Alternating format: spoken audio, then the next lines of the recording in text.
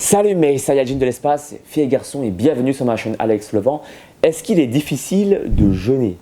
Alors oui, comme tout, si tu n'as pas l'habitude d'avoir une abstinence alimentaire, ça va être un petit peu compliqué. Mais j'ai une très bonne nouvelle à t'annoncer aujourd'hui en vidéo. Et une seule nouvelle. En fait, le fait de jeûner plusieurs heures, voire même plusieurs jours, ton corps va s'habituer à cet état et tu vas produire moins de ghrelin. En fait, ton corps est régulé par des hormones pour maîtriser tes signaux de satiété. Plus tu vas avoir une hormone qu'on appelle la leptine qui va être produite de façon conséquente, plus tu auras cette capacité à maîtriser tes compulsions alimentaires. Ton niveau de satiété est assez élevé, du coup, tu n'as pas envie de te jeter sur n'importe quoi à n'importe quel moment. Ton taux de leptine étant élevé. A l'inverse, si ton taux de leptine est bas, tu vas produire une hormone antagoniste qu'on appelle la ghrelin.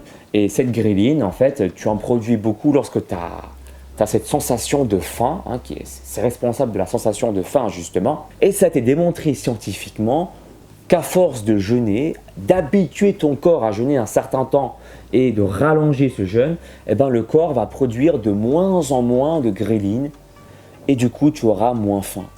Les pratiquants du jeûne le savent, moi-même j'ai expérimenté ça. C'est vrai qu'au bout de 16h, 18h, ça peut être au début un peu compliqué ou pas pour certains.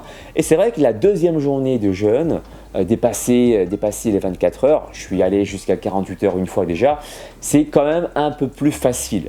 Mais dès lors que tu commences à remanger les aliments, c'est là que l'appétit commence à arriver. Tu vois, comme on dit, l'appétit arrive en mangeant.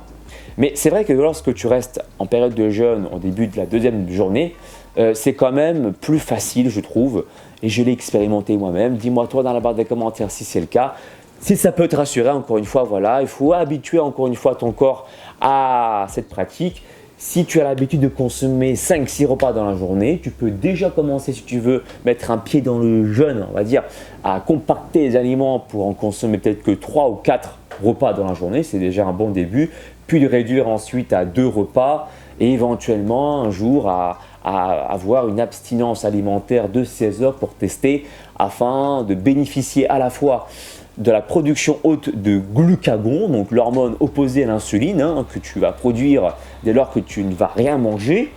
Et pendant les 8 heures de prise alimentaire, par exemple si tu pratiques le jeûne 16-8, 16 heures d'abstinence alimentaire où là tu vas avoir une production haute de glucagon pour pouvoir libérer du gras plus facilement. Et pendant les 8 heures, c'est à ce moment-là que tu vas compacter les aliments. Donc au lieu de manger par exemple 6 fois, tu vas peut-être manger 3 ou 4 fois, condenser le nombre de calories qui peut être le même au final, calories égales ça marche aussi, mais sur des prises alimentaires peut-être un peu moins nombreuses, d'accord, mais en plus grande quantité et par exemple 3 à 4 repas sur la prise des 8 heures.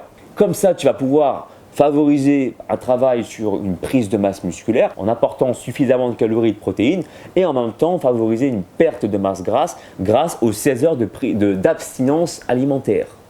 Voilà, dans tous les cas, tu le sais maintenant, plus tu vas apprendre ton corps à jeûner, plus tu vas avoir la capacité à moins produire de ghrelin et donc à maîtriser ta sensation de faim. Je t'invite encore une fois à expérimenter. Il ne s'agit pas de jeûner pendant 48 heures ou de 24 heures, mais juste histoire de jeûner quelques heures, à commencer par 8 heures ou 12 heures. Et d'ailleurs, je ferai une vidéo prochainement pour t'expliquer combien de temps est-ce qu'il faut jeûner pour estimer être à jeun. Dis-moi dans la barre des commentaires ce que tu en penses, combien de temps est-ce qu'il faut jeûner pour être à jeun pour toi. Et puis, la réponse sera dans une prochaine vidéo sur ma chaîne YouTube en tout cas. Suis-moi également sur les réseaux sociaux, Facebook, Instagram, Snapchat et Twitter. Et je te dis à très bientôt pour une nouvelle vidéo.